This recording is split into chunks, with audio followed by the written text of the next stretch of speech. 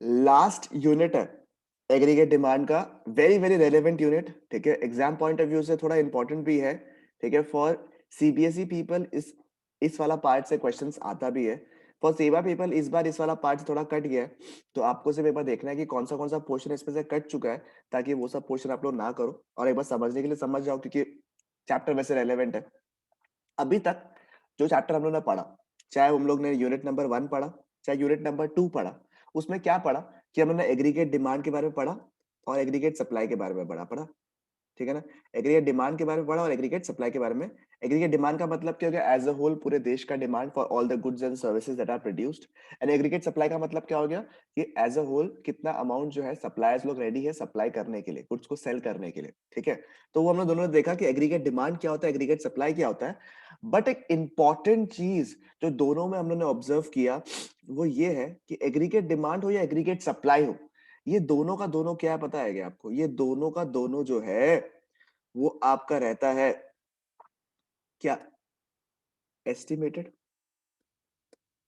बराबर। ये दोनों का दोनों क्या रहता है आपका, एस्टिमेटेड रहता है, नहीं रहता है, ठीक है ना। एस्टिमेटेड रहता है कि भैया हम लोग अज्यूम करते हैं कि एग्रीगेट डिमांड देश में कितना होगा या एग्रीगेट सप्लाई जो है देश में कितना होगा, अकॉर्डिंगली हम लोग इक्विलिब्रियम लेवल निकालते हैं, where there were two conditions, where one number one AD is equal to AS and S is equal to I, ठीक है। ये दो कंडीशन हमने देखा, जब aggregate demand and aggregate supply जो है इक्वल हो जाए तो हम लोग बोलते हैं कि इसको इक्विलिब्रियम लेवल पोजीशन बोलते हैं, कि इससे बेटर हम लोग एस्टिमेट कभी भी नहीं कर सकते। फॉर एग्जांपल हम लोगों ने क्या किया, प्लान किया कि कल से अपन मस्त वाला पढ़ाई करेगा क्योंकि अपने एग्जाम्स वगैरह आने वाले हैं, ठीक है। सब कुछ परम्यूटेशन कॉम्बिनेशन लेते हुए हम लोगों ने एस्टिमेट किया, मतलब कि साइड लाइनिंग और ऑल द फूडिंग हैबिट सब कुछ, ठीक है। आप लोग को ऐसे सूसू पॉटी सब कुछ करना है, आप लोग को खाना वाना खाना है, सब कुछ मिला के मिनिमम से मिनिमम टाइम अगर अपन ने माइनस किया तो अपने को समझ में आ गया that the maximum that we can study और the most optimum that we can study is 17 hours, ठीक है। Out of 24 hours is 17 hours. ये क्या हो गया, ये वो पॉइंट हो गया, ये बेस्ट पोजीशन हो गया आपका, ठीक है। ये बेस्ट पोजीशन हो गया कि अगर सब कुछ एकदम टाइमली सब कुछ अच्छे से हो, हम लोगों ने एस्टिमेट किया तो the maximum that we can study is 17 hours, ठीक है। तो ये हो गया equilibrium position where you feel this is the maximum that I can study. अब एक्चुअल में अगर आपने 14 आवर्स पढ़ा तो भाई बात अलग हो गया, ठीक है। बट ये क्या हो गया, एस्टिमेटेड। तो अभी तक जितना हम लोगों ने चैप्टर पढ़ा, चाहे यूनिट नंबर 1 पढ़ा चाहे यूनिट नंबर 2 पढ़ा, दोनों में हम लोगों ने ये पढ़ा कि सर एस्टिमेटेड, ठीक है, एग्रीगेट डिमांड कितना होगा, एस्टिमेटेड एग्रीगेट सप्लाई कितना होगा, और एकदम बेस्ट पॉसिबल जो है कितना पॉसिबल है आपके लिए, बेस्ट पॉसिबल सिचुएशन जो है वो कौन सा है, यानी कि इक्विलिब्रियम लेवल कौन सा है। Mind you, before I start this unit, इस यूनिट में पूरा प्योरली थियोरेटिकल पार्ट है, ठीक है। इस वाला पार्ट में पूरा थियोरेटिकल पार्ट है। इसके पहले वाला जो यूनिट था, यानी कि unit number 1 and unit number 2, वो दोनों में प्रैक्टिकल पोर्शंस था, ठीक है, जो कि एग्जाम में बहुत बार पूछता है, ठीक है। मैं धीरे धीरे क्वेश्चंस वाला का जो चीज है वो भी डिस्कस मुझे करना ही है आप लोगों के साथ में, बट स्टिल बिफोर दैट अगर आप लोगों ने पढ़ा है, ठीक है, तो आप लोग प्रैक्टिकल क्वेश्चंस जो है सॉल्व करना स्टार्ट कर दो, ठीक है।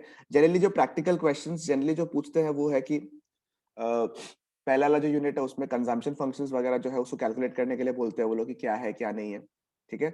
और फिर मल्टीप्लायर वाला क्वेश्चन आपको पता ही है कि पूछता है, एमपीसी वाला मल्टीप्लायर वाला पार्ट जो है, ठीक है, वो आपको पूछता है। और एक पार्ट है जहां पे आपको इक्विलिब्रियम लेवल आपको बोलता है कि पहुंच गया है, आपको निकालना, आप अगर इक्विलिब्रियम लेवल आप लोग पहुंच गया है तो क्या होता है, एडी इक्वल टू एएस होता है। कंजम्पशन का कंजम्पशन फंक्शन दिया हुआ रहता है, जैसे कि कह 40 प्लस 0.5 वाई ऐसे करके दिया हुआ रहता है, ठीक है। इन्वेस्टमेंट दिया हुआ रहता है, तो हम लोग क्या कर सकते हैं, एडी निकाल सकते हैं सी प्लस आई करके, बराबर।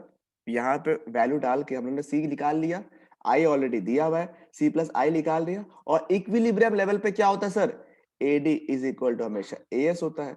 तो we can accordingly calculate what is the aggregate supply amount, और aggregate supply is always equal to income. तो हम लोग ये बोल सकते हैं कि सर अगर हम लोग को बोला कि इक्विलिब्रियम लेवल पे है, ठीक है, आउटपुट लेवल, ठीक है, और अगर कंजम्पशन फंक्शन दिया हुआ है, इन्वेस्टमेंट फंक्शन दिया हुआ है, तो उस दोनों से हम लोग जो है एग्रीगेट डिमांड का अमाउंट जो है वो निकाल सकते हैं, और accordingly we can calculate the equilibrium level of income for the question, ठीक है।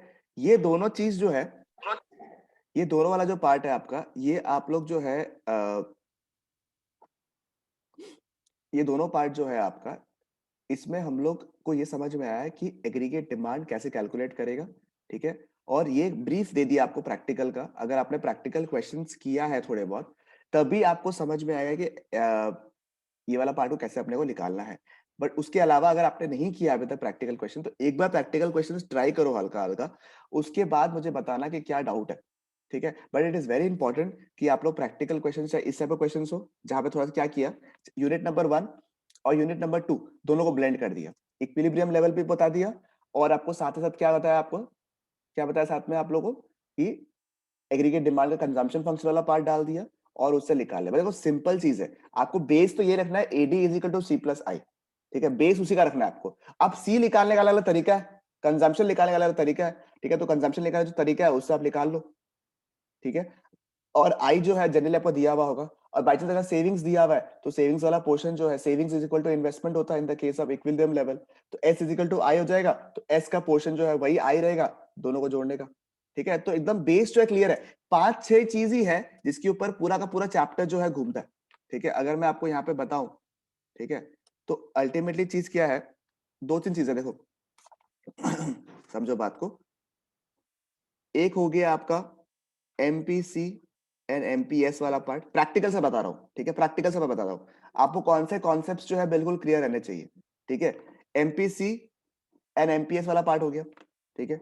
ये वाला पार्ट से आपको ध्यान में रहना चाहिए कि कौन सा एमपीसी था, कौन सा एमपीएस था, बिकॉज इसका रेलेवेंस जो है कंजम्पशन फंक्शन में है, ठीक है?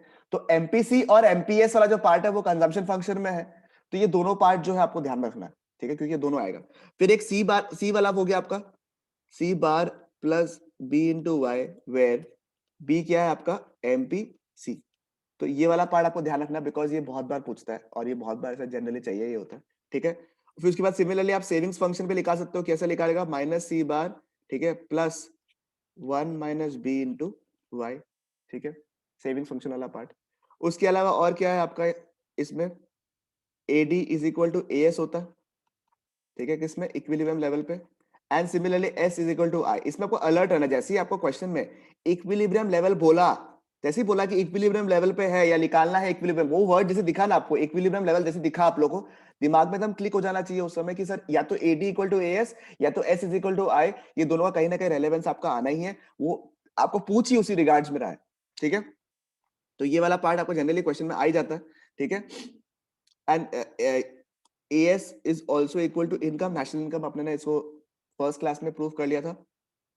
उसके अलावा और क्या है आपका, इसके अलावा और कौन सा फंक्शन है, और तो कुछ नहीं है। और एमपीसी वाला जो आपका जो मल्टीप्लायर वाला पार्ट है, मल्टीप्लायर का तो दो ही फंक्शन है, मल्टीप्लायर में दो ही तरीका है सर, एक तो इन्वेस्टमेंट वाला पर्पस से निकाल सकता है और एक एमपीसी वाला पार्ट से, 1/1 माइनस एमपीसी वाला पार्ट जो है, ठीक है? वो एमपीसी और ये दोनों तरीका है मल्टीप्लायर निकालने का, तो उसका तो दो ही तरीका है निकालने का, उसी तरीके से आपको सॉल्व करना है क्वेश्चन को, ठीक है? तो इसमें कोई ऐसे ट्रिक वाला पॉइंट ही नहीं है, ये इंडिपेंडेंट क्वेश्चन हो गया मल्टीप्लायर वाला क्वेश्चन, ठीक है? इसके अलावा ये वाला पार्ट है aggregate supply is equal to income वाला पार्ट हो गया, बस यही है, मेरे को तो यही दिख रहा है, ठीक है? ये सारे जो फॉर्मूलाज है जो कि आपस में इंटररिलेटेड है, इससे आप ऑलमोस्ट सारे के सारे सम्स कर सकते हो, ठीक है? और AD is equal to C plus I होता है, ये तो अगर आपको पता नहीं है तो एक बार थोड़ा सा जाके पूछ जाओ, ठीक है? Aggregate supply is equal to C plus S होता है और ऑल्सो इक्वल टू इनकम, ये तो एकदम बेसिक्स है जो कि आपको पता ही रहना चाहिए, ठीक है? तो इतना तो आप लोगों को समझ में आ ही गया होगा, इतना दिमाग में अलर्ट रखना है आप लोगों को, और सारा का सारा सम्स आराम से होगा, सिर्फ आराम से क्वेश्चंस पढ़ो, ठीक है? और ट्राई करना एक बार के लिए, अगर बाय चांस नहीं हुआ तो फिर भी बताने का सम्स, क्योंकि सम्स बहुत इंपॉर्टेंट है, करीबन 3 से 4 मार्क का क्वेश्चन तो आराम से पूछ लेता सम्स में लोग, ठीक है? क्यों वेस्ट करना है फालतू का, 12 मार्क में से अगर 4 मार्क का क्वेश्चन या 3 मार्क का क्वेश्चन अगर सम्स में आ गया और अपन गलती किया, पाप लगेगा हम लोग को, बता रहे, ठीक है? Coming back to the topic, very very relevant topic. देखो ये वाला पार्ट हम लोगों ने डिस्कस यहाँ पे कर लिया है, अभी जो पार्ट हम लोग डिस्कस आगे करने वाले हैं वो है एक्सेस डिमांड वाला पार्ट।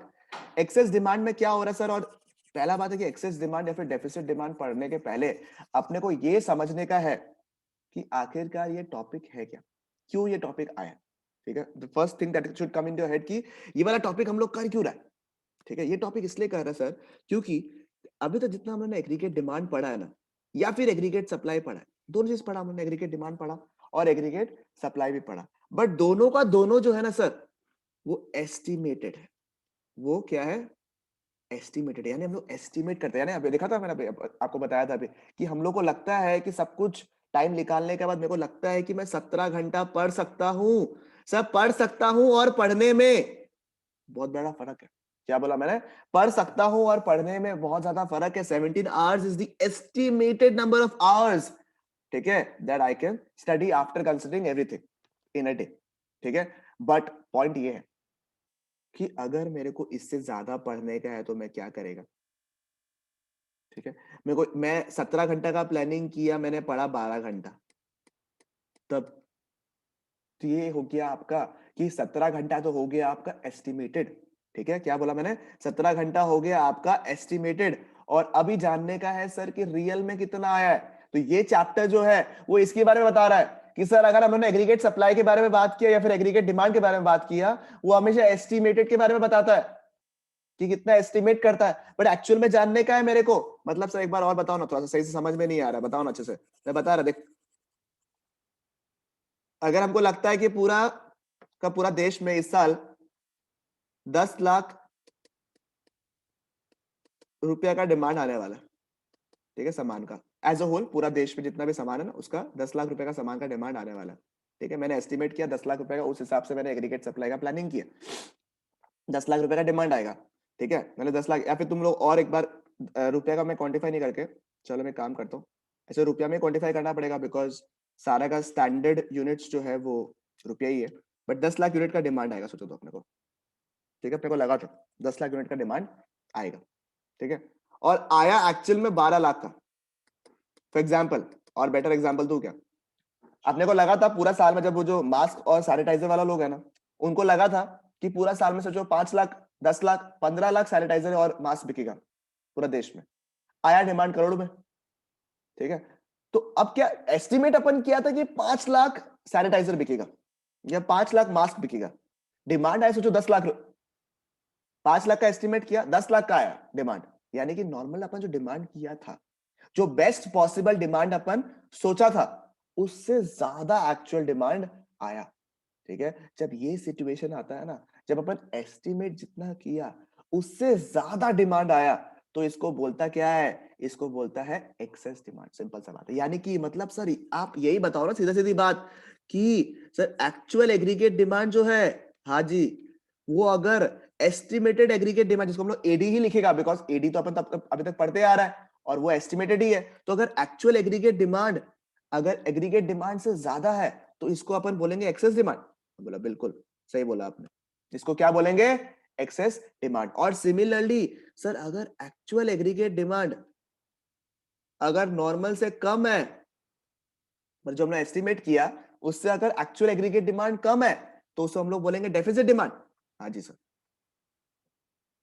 समझ में आया क्या? तो अगर आप लोगों को बेसिक कंसेप्ट आता है ना, तो आप लोग के लिए ये चैप्टर बिल्कुल केक वॉक है। अब मार्केट में चाहे एक्सेस डिमांड हो चाहे डेफिसिट डिमांड हो, क्या बोला मैंने?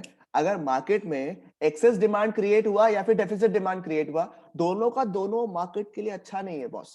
देखो सीधा सा बात है, आज सैनिटाइजर का डिमांड बहुत भयंकर आया, अल्टीमेटली लॉस किसको हुआ? कस्टमर को हुआ ना। कितना रुपया उसको देना पड़ रहा है, एकदम प्राइसेस बढ़ गया सामान का, ठीक है, एकदम प्राइसेस वगैरह बढ़ गया सामान का। जब एक्सेस डिमांड होता है तो जनरली क्या होता है, सामान का दाम वगैरह जो एकदम भयंकर, क्या बोलेगा, तब किडनी बेचने लायक हालत हो जाता है, ठीक है, इतना बढ़ जाता है। तो वो भी मार्केट के लिए खराब है ना, कस्टमर्स के लिए खराब है, ठीक है। तो अल्टीमेटली वो सिचुएशन को कंट्रोल कैसे करेगा आप, ठीक है, वो सिचुएशन को कंट्रोल कैसे करेगा वो जानना जरूरी है। एंड सिमिलरली अगर देश में डेफिसिट डिमांड हो रहा है, तो भैया जो बेचने वाला है, जो सेलर है, उसका नुकसान है। यहाँ पे कस्टमर का नुकसान है तो यहाँ पे सेलर का नुकसान है, क्योंकि बेस्ट पॉसिबल मेथड तो यही है कि जो अपन ने एस्टिमेट किया उतना ही एक्चुअल एक्चुअल में डिमांड आया, तो बढ़िया बढ़िया। अपन ने सोचा कि ये फीचर्स चाहिए अपने को किसी में, और वही वही फीचर्स वाला इंसान मिल गया अपने को, तो बेस्ट है। थोड़ा ऊपर नीचे आया तो थोड़ा सा एडजस्टमेंट करता है अपन, तो वो एडजस्टमेंट किस तरीके से होगा इस वाले पार्ट में वो अपने को पढ़ना है, ठीक है, कि भैया how to control excess demand, how to control deficit demand. और एक आप लोग के लिए बहुत बड़ा खुशखबरी है, ठीक है, एक तो लास्ट पार्ट जो है इसमें इसके अलावा एक एक्सटर्नल टॉपिक है वो आपका हट चुका है। दूसरा, अगर आपने एक्सेस डिमांड समझ लिया ना, अगर आपने एक्सेस डिमांड समझ लिया, तो डेफिसिट डिमांड उसका कंप्लीटली ऑपोजिट है। यानी कि जो पॉइंट्स एक्सेस डिमांड में था उसी का completely opposite point deficit demand में है। तो मैं आपको पढ़ाऊंगा एक्सेस डिमांड, उसको प्यार से समझना, एकदम ध्यान से, मतलब मोहब्बत से एकदम पढ़ना एकदम, ठीक है।